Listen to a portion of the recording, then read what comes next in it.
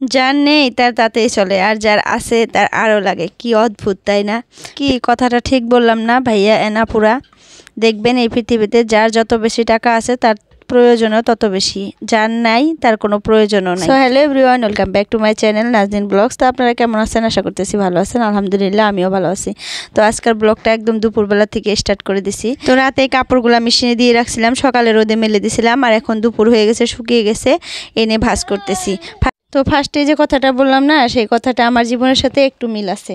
কেন বললাম জানেন? এই যে কাপড়গুলো দেখতেছেন, এই কাপড়গুলো কিন্তু আগে আমি নিজের হাতে ধুইছি, তারপরে শুকিয়ে দিছি, তারপরে তুলে এনে ভাঁজ করছি। কিন্তু এখন কি হয়েছে জানেন? মেশিন এনে দিছে, তার মানে মেশিনে কাপড়গুলো ধুই, কিন্তু এখন শুকিয়ে দিতে ইচ্ছা করে না, আবার তুলে এনে যে ভাঁজ করব সেটাও আর করতে ইচ্ছা করে না, মানে আলসিয়া হয়ে গেছি। তাই তো বললাম, যার যতটুকু আছে তার আরও লাগে, আর যার নেই তার তাতেই চলে। তো আগে ছিল না, চলছে, এখন আছে, এখন আর চলে না। মানে এখন আর মানে ভাঁজও করতে ইচ্ছা করে না, আবার শুকায় দিতে ইচ্ছা করে না, মনে হয় সেটাও যদি কেউ করে দিত। তো যাই হোক, কাপড়গুলা ভাঁজ টাজ করে তারপরে বিছানায় দেখেন আজকে আমি পেপার পেরে নিলাম। পেপার পাড়ার আমার একটাই কারণ, ইদানিং আমার মেয়ে খুব পেশাব করে, আর যদি তাকে আমি পেন খুলে মানে কোথাও ধরি পেশাব করানোর জন্য, সে পেশাব করে না, মানে বিছানাতে পেশাব করবে, এরকম একটা বদ অভ্যাস হয়ে গেছে। তো রাতে ঘুমানোর টাইমে তো আমি হাগিস পরিয়ে দেই, কিন্তু সন্ধ্যাবেলা যে হাগিস পরাই না, সন্ধ্যাবেলাটা যে বিছানায় নিয়ে খেলতে দেই, তখন সে প্রায় 8-9 বার পেশাব করে দেয় বিছানার মধ্যে। তো সেই পেশাবটা তোষকের মধ্যে মানে পড়লে গন্ধ বের হয়। তো তার জন্য ভাবলাম যে পেপারটা পেরে নেই, পেশাব করলে খাতায় ভরবে, আর খাতাটা যদি 2-3 দিন পর পর আমি ধুয়ে দেই তাহলে আর গন্ধ বের হবে না। তো তার জন্য পেপারটা মানে পেরে দিলাম। তো তারপর চাদরটাও পেরে দিলাম। তো বিছানা গুছানো একদম কমপ্লিট। এখন দুপুরে খাবার দাবার কমপ্লিট করে নিলাম। হাজব্যান্ড চলে আসছিল, খায়া দেয় সে দোকানে চলে গেল। তো তারপর বাসন ছিল কয়েকটা, তো বাসনগুলো আমি চকচকা করে ধুয়ে নিতেছি। এখন ধুয়ে একদম পরিষ্কার করে সব মুছে টুছে নিলাম। তারপর কি হয়েছে জানেন? মেশিনে কয়েকটা কাপড় দিছি, তো মেশিনটা যে কি হলো, মানে এত ভিতরে খসতেছে কাপড়, খুঁজতে খুঁজতে মেশিনটা মানে যে জায়গায় ছিল সেই জায়গা থেকে সরে অন্য জায়গায় চলে গেল, এত কাঁপতেছে। তো তাড়াতাড়ি করে আমি বন্ধ করে দিলাম, বন্ধ করে কাপড় চাপড় করে বের করে দেখি ভিতরে কিছুই হয় নাই, কেন যে এরকম হলো। তারপর ফির অন করে দিছি, ঠিক হয়ে গেছে। তো তারপর বিকালবেলা আমি একটু পিছনে আসলাম, মানে আমাদের নতুন বাড়িতে আসলাম, কারণ একটু কাজ আছে আমাদের, মানে ভাসুরের ঘরটা তো প্লাস্টার করা একদম কমপ্লিটই হয়ে গেল, আর একদিন করলেই প্রায় শেষ। তো এখন আমাদেরটা ধরবে। তো আমাদেরটা বহুত দিন যেহেতু মানে ইট গাঁথনি হয়ে আছে, তো শুকিয়ে গেছে, এখন পানি মারা লাগবে আর কি। ওয়ালে প্লাস্টার করার আগে ভালো করে ভিজিয়ে নিলে প্লাস্টারটা আর কি ভালো হবে। তো হাজব্যান্ড তো মানে অতটা সময় পায় না, তো আমাকে বলছে একটু একটু করে যদি তুমি সময় পাও পানি দিয়ে নিও। তো সন্ধ্যা হয়ে গেছে, সন্ধ্যা হয় নাই এখনও, মেয়েকে মানুষ নিছে, তো ভাবলাম একটু পানি দিয়ে আসি আর আপনাদের সাথেও একটু শেয়ার করি।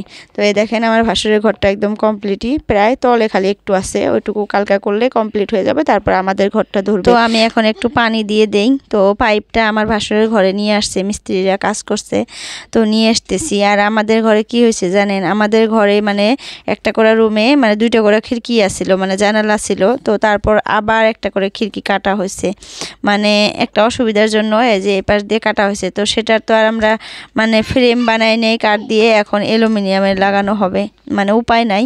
মানে ঘরের ভিতরে না একটু আন্ধার আন্ধার লাগে। এই ঘরটা ঠিকই ছিল, কিন্তু ওই ডাইনিংয়ের রুমটাতে একটু আন্ধার ছিল, তো তার জন্য কাটলাম। তো ওই পাশে যদি একটা খিড়কি কাটি বা জানালা কাটি, তো এ পাশে যদি না কাটি বাইরে থেকে আর কি ভাল লাগে না।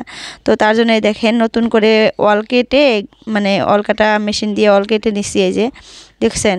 তো এরকম একটা অবস্থা। ফার্স্টে যদি সেটা ভাবতাম, তো সেটা ভাবিনি, না ভেবে আর কি কাজটা করা হয়েছিল। তো তারপরে 2 সাইডে 2টা খিড়কি কাটা হলো। আর ফার্স্টে ভাবছিলাম যে সামনে দিয়ে আরও রুম বাড়াবো, তো সামনে দিয়ে রুম বাড়াবো ভবিষ্যতে। তো এখন যে 2-3 বছরই থাকি, তো ওরকম করে থাকাটাও মানে ভাল লাগবে না। যেহেতু ডাইনিং রুমে বসে ভাত খাবো, তো ডাইনিং রুমটা যদি আন্ধার হয় ভাত খেতে বসলে আর কি ভাল লাগবে না। তো সেটা ভেবে ওই পাশে একটা এই যে এই রুমটাতে মানে খিড়কি কাটলাম। তো তারপর বাইরে থেকে দেখি যে সামনে মানে 2 সাইডে 2টা রুম যেহেতু, আর মিডিলে বারান্দা আছে একটু, তো ওই সাইডে যদি খিড়কি কাটা হয়, এই সাইডে না কাটলে আর কি ভাল লাগে না।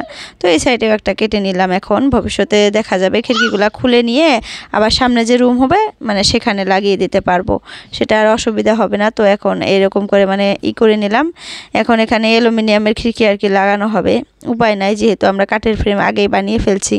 তো সেখান থেকে চলে আসে, মেয়েকে নিয়ে আসে বিছানায় বসিয়ে দিলাম। দেখেন কত সুন্দর করে খেলতেছে, একা একা এরকম করে খেলে। যদি আমি বগলে বসে থাকি তার আর কোনো চিন্তা নাই, মানে একটু পর পর দেখবে আমাকে যে আমি আসি, আর সুন্দর করে খেলতে থাকবে একা একাই।